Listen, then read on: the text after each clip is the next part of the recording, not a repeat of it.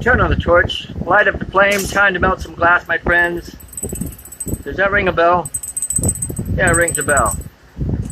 I know it's not the prettiest looking bells in the world, but a lady asked me how, I think it was a lady, but somebody asked me how to do bells. So, without further ado, I'm going to do a bell for you. And with that,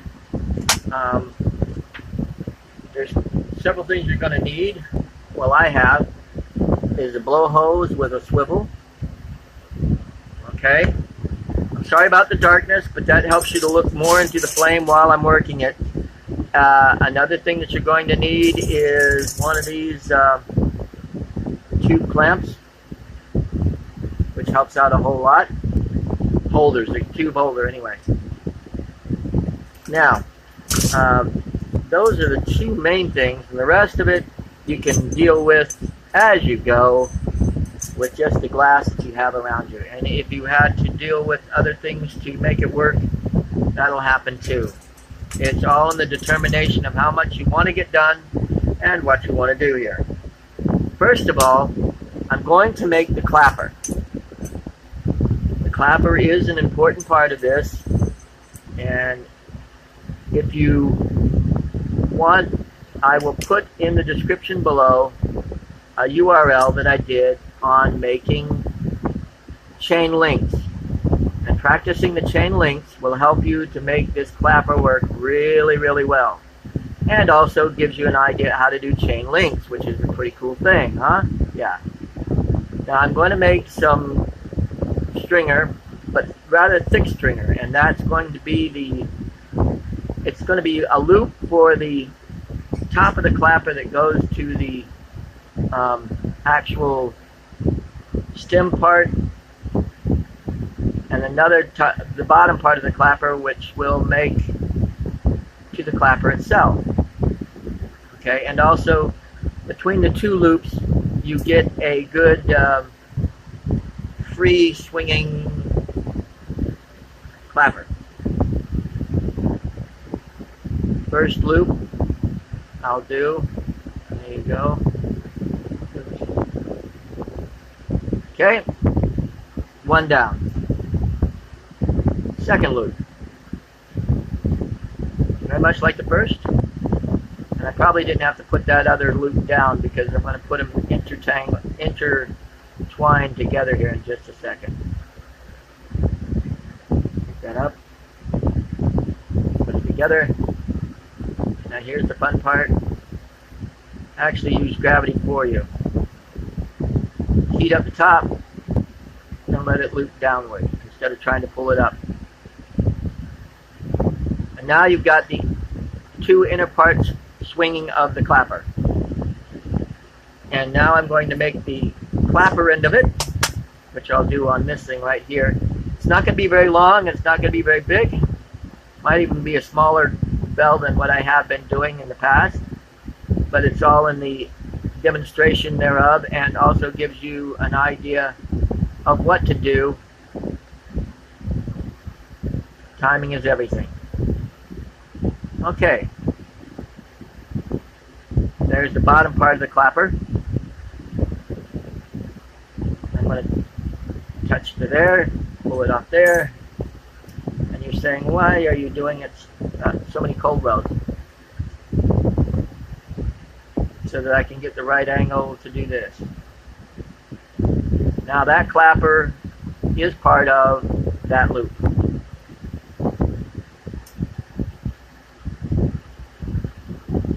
And now you're going to do the same thing. You're going to make a Maria that's going to go around the top part of this bell to seal in. Okay? And then you're going to take the other loop and seal it to the bottom part of this Maria. Like so. Press it out. Get it bigger.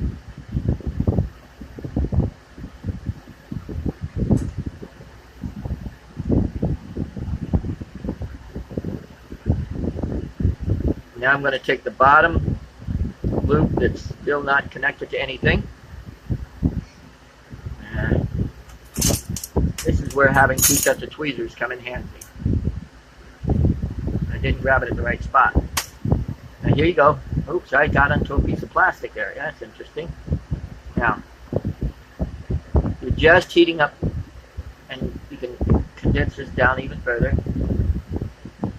You're just heating up the bottom of the Maria and the top of the loop,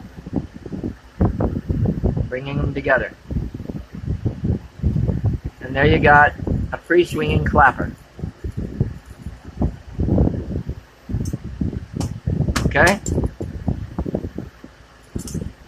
Now, to make the bell. Ring my bell. Alright, I won't quit my day job, right? First of all, I'm going to keep this to a single flame because a lot of people don't have dual flames or whatever. But it gives you an idea that if you have multi-flames, this bell will go a little bit quicker.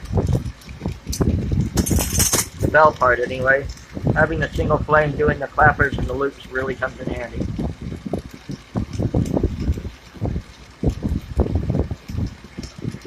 Now I'm going to do a cold weld there, go up about, I'd say, an inch or two.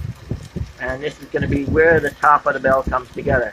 And what I'm doing is I'm heating it all up and blowing with the blow hose to bulge it out a little bit and pressing it inward just a little bit, not a lot. Also about blowing, you're not trying to blow out a bubblegum bubble. It takes practice. You're trying to just make the pressure more than what's on the outside so that it'll blow outward. And once you take it out of the flame, it usually freezes in that spot.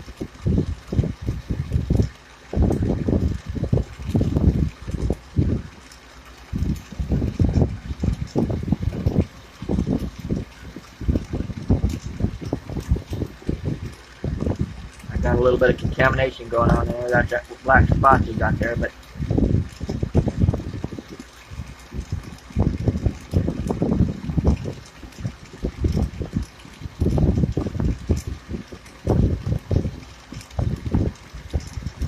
I'm going to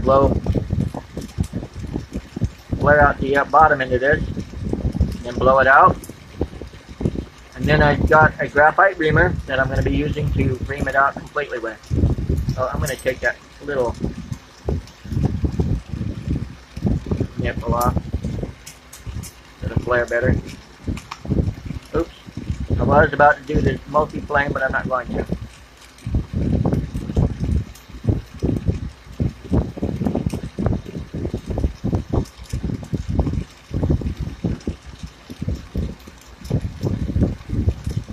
Get it really thin. Bulge it out a little bit. Blow. Now the reamer, you're going to get it on the inside lip and flare it outward. Okay?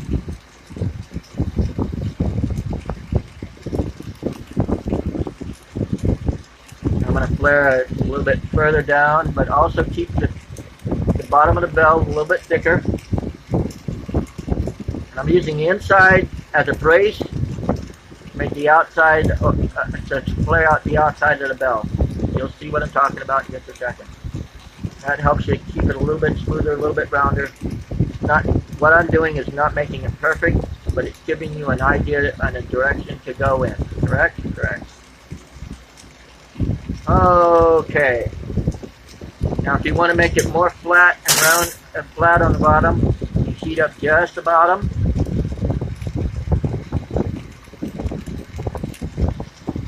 And press, and that should flatten it more.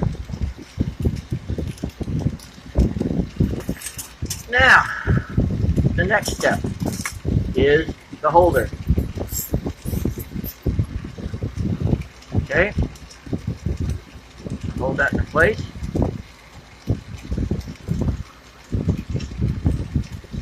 Okay, I'm gonna take it off right about here. Should have blown that a little bit while I had it solid, or where the tube was contained, but I did not. We'll get there anyway. Now the next thing you do,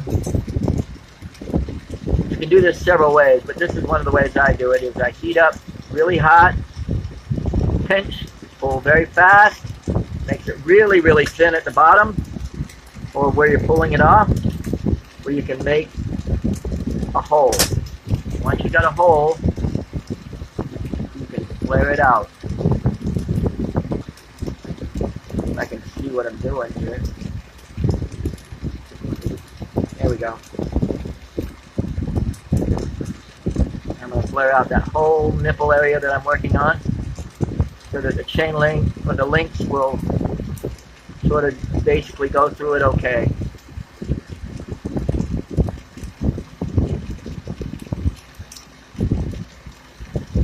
And let's see how close I am to getting these in there. Here we go. Not even. I gotta flare it out a whole heck of a lot.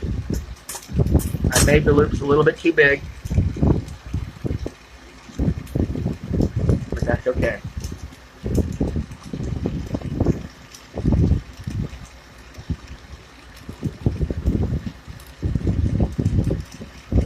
Oh, there it went. Oh yeah. Oh.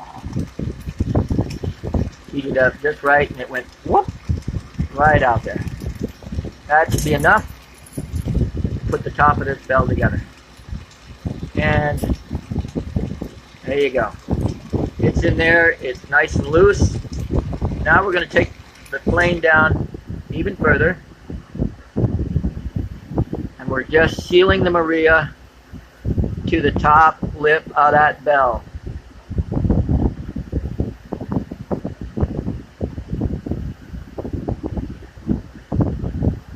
There you go.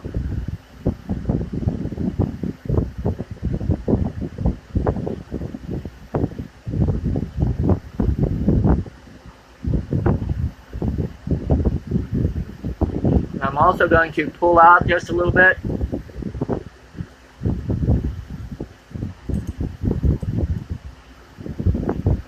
I'm also going to just go ahead and take off that for just now. I'll add it back again. I'm just sort of making sure it smooths out the rest of this top a little bit. That's looking good. And now I'm going to go ahead and the clapper is still inside, and it's only to practice the time that you'll get the clapper the right size and the loops and everything the right size. Okay. Now,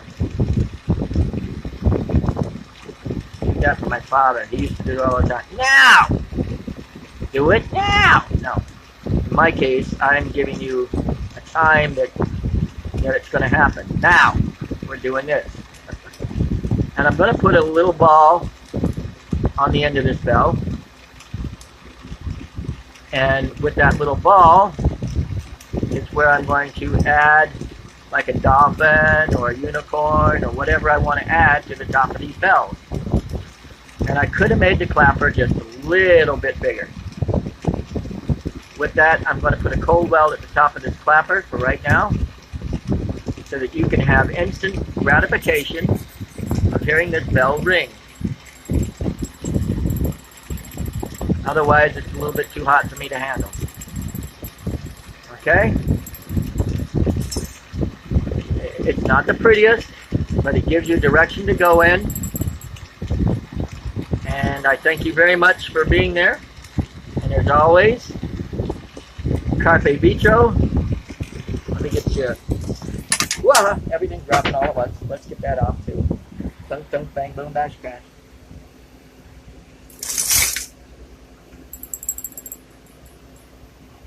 Carpe Vitro. Yeah, the clapper could have been a little bit longer.